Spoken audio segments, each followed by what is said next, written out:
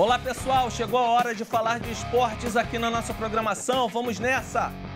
O esporte normalmente nos traz muita alegria, na verdade, mas no dia 8 de fevereiro de 2019, há pouco mais de 5 anos, uma tragédia marcou o futebol brasileiro e a história do time mais popular do país, o Flamengo. 10 meninos entre 14 e 16 anos morreram no incêndio que atingiu o alojamento das categorias de base do clube, localizado no Ninho do Urubu, na zona oeste do Rio de Janeiro. De lá para cá, algumas interrogações permanecem. Quem são de fato os responsáveis pela tragédia? E a justiça está sendo feita? Quem vai responder essa e outras questões é a jornalista Daniela Arbex, autora do livro Longe do Ninho. Seja bem-vinda, Daniela. Obrigada, Léo. Um prazer estar aqui hoje com você, com todas as pessoas que te acompanham nesse sábado, para a gente falar de um tema tão importante quanto esse. Daniela, e com certeza temas importantes passam por toda a sua carreira, né, que é dedicada ao jornalismo investigativo. Tem muitas obras premiadas, né, como o Holocausto Brasileiro, sobre os horrores do Hospital Colônia, lá em Barbacena, em Minas Gerais. Todo Dia, a Mesma Noite, que relata o incêndio na Boate Kiss, em Santa Maria, no Rio Grande do Sul. E Arrastados, que traz detalhes do rompimento da barragem de Brumadinho, também em Minas.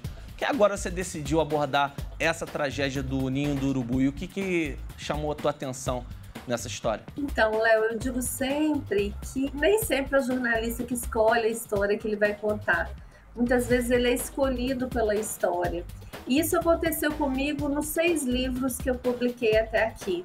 E essa história, especificamente, ela nasceu para mim no momento em que eu fui procurada por uma das mães de uma vítima do goleiro Bernardo Aleda, de Santa Catarina, que tinha assistido uma entrevista que eu dei em rede nacional sobre o meu livro Arrastados, que narra o rompimento da barragem de Brumadinho. E aí, a partir dessa entrevista, ela se apresenta para mim nas redes sociais e a gente começa a conversar, até que ela envia para mim fotos do filho dela e uma das fotos me atravessou, que é uma foto do Bernardo dormindo com a bola. E ela me explicou que o avô dele, que era goleiro, sempre disse para ele que para ser um bom goleiro ele precisava ter intimidade com a bola, o neto precisava ter intimidade com a bola, então ele passa a dormir com essa bola. Então, nesse momento, essa história nasce para mim e eu resolvo investigar o que aconteceu. Perfeito. E você pode revelar alguma informação inédita que você obteve durante a sua investigação e que está presente no livro? O livro foi uma ampla pesquisa de 2 anos. A gente conseguiu reconstituir com riqueza de detalhes o que aconteceu naquela madrugada trágica do 8 de fevereiro de 2019, às 5h14, inicia um incêndio no container. Mais do que isso, Léo, a gente conseguiu descobrir que esses meninos não morreram dormindo como os pais imaginavam. Então, a gente conseguiu revelar a temperatura que o container chegou, mais de 600 graus. A gente descobriu que 2 meninos foram encontrados fundidos um ao outro, porque na tentativa de fuga do container, um levou o outro nas costas e eles eram melhores amigos. Então, é um livro cheio de revelações e de denúncias muito potentes. E segundo o que você apurou, Daniela, o que ocasionou essa tragédia no Ninho do Urubu e quem são os responsáveis? Então, a gente fala, todo mundo já sabe que houve um incêndio no ar-condicionado de um dos quartos do alojamento. Só que na nossa investigação, a gente identificou que de 2012 até 2019, os órgãos públicos do Rio de Janeiro deram inúmeras oportunidades ao Flamengo para adequar o atendimento que era oferecido aos atletas em formação no Ninho do Urubu. Já os meninos não tiveram nenhuma chance. Então, a gente consegue mostrar isso em detalhes, todas essas oportunidades, todos os alertas que o Flamengo recebeu ao longo do tempo. E tem uma informação que consta no processo, quando o juiz acolhe a denúncia do Ministério Público contra 11 pessoas, em que ele fala de autorias colaterais, dizendo que, na verdade, o fogo no ar-condicionado foi a ponta do iceberg, né? Esse incêndio não começou no dia 8, ele começou muito antes, com todos os alertas que já tinham sido dados ao Flamengo. Daniela, uma grande ironia é que essas mesmas instalações foram utilizadas por seleções da Copa do Mundo de 2014, realizada aqui no Brasil, né? Praticamente 5 anos, né, de diferença.